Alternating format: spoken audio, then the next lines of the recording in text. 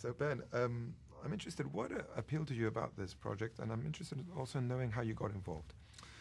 What appealed to me about this project was, it's in some ways hard to explain. You get hit in the head with a script and go, wow, this is great. And what made it great to me was that it seemed real. It surprised me. It was thrilling. It was funny. It was a spy story, and it was real. And once I had that combination, I just hadn't seen that, and I thought this is the recipe for making a movie that's really special.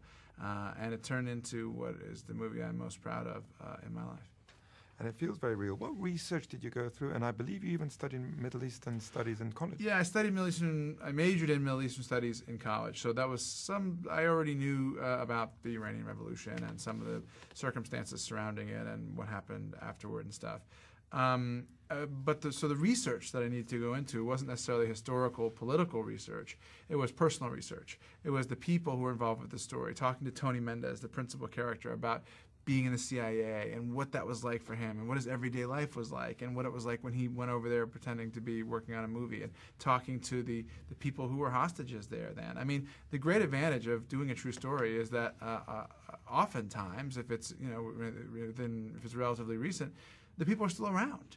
They can talk to you. If you do a movie about the Civil War era or, something like that, everyone's gone. Your access to research is very limited. Whereas with this, I had all this incredible research, and I'm like a junkie for that. So it was really, really helpful. Speaking of your acting side of the film, who is Tony Mendez in your eyes?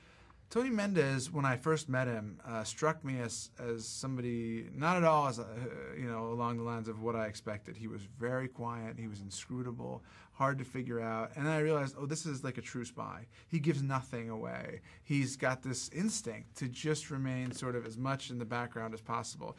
And whereas usually movie protagonists are out in front and always wanting to be the hero and save the girl, he was staying back, trying to be unnoticed. And I thought that's a brilliant idea for playing a protagonist in a movie, to flip the convention on its head and play a guy who's not a man of few words, like sort of movie tough guy, but a man who's legitimately a few words because he wants to go unnoticed largely. And then it's really fascinating when he has to try to convince people to do something they don't want to do.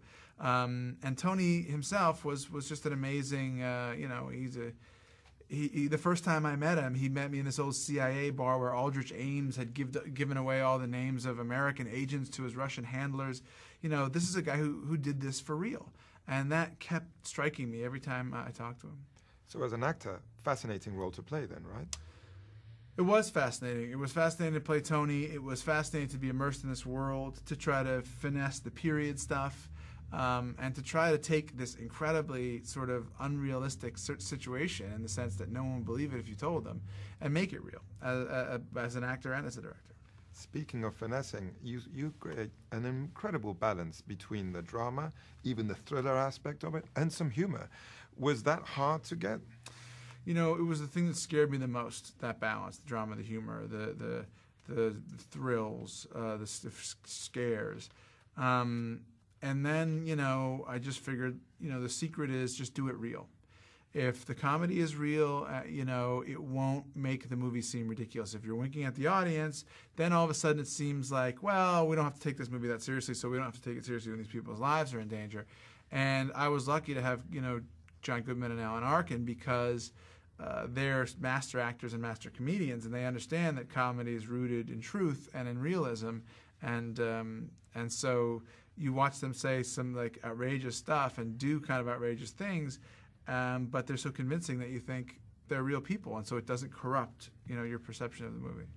The truth is that you're not just an actor that people want to work for. Now you're a director everyone want to work with. And I wanted to ask you about that great cast that you have, that great supporting cast that you have in this film. I got very lucky. I have to say, I think the script had as much, if not more, to do with attracting people. But I was fortunate. I've been fortunate in all three of my movies that I directed to have worked with amazing actors. And I also think that, if there's anything that's different about me in terms of working with actors, it's just I believe that acting makes movies work. I've never seen a movie that I loved where I didn't like the acting.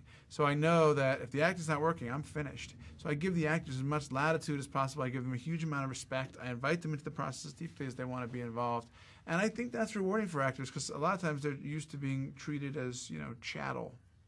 Film takes place in different scenarios. We have Hollywood, we have Washington, and we have Iran, and you shot in Turkey. What was it like to shoot in Turkey and to create those three scenarios? Turkey was, we had a wonderful experience there. It was really, people were cooperative, they were lovely, they were enthusiastic. The city's incredible, Istanbul. So it was wonderful in that way. And I would recommend to anybody to shoot there and to travel there, because it's amazing. That whole sort of East meets West feel is so rich and so potent, and it's present in the whole city. We weren't able to get as many Farsi-speaking Iranians as I had hoped, because many of them, I was told, were afraid that if they were in the movie that there'd be reprisals against their family back in Iran, which was just a reminder of this kind of dark and Stalinist government that's still present there, But, in terms of shooting in Turkey and trying to create Tehran, the big thing we needed was extras, thousands and thousands of extras, and protest and yelling and chanting and doing it in Farsi, which, of course, is not their native language. So that was a challenge, but, the people of Turkey were really up to it and made the movie work. Seeing the film, one thinks, wow, real-life events can be more extraordinary than the wildest fiction you can imagine. I know, it's true. You do think the old truth is stranger than fiction has never been more applicable than this movie, I don't think. At least it ties for first, because who would ever imagine that this would be the tack that would be taken by the CIA, that it would be successful. I also felt the film, without giving you a specific message, I felt hopeful when I left the theater. It has that feeling of hope.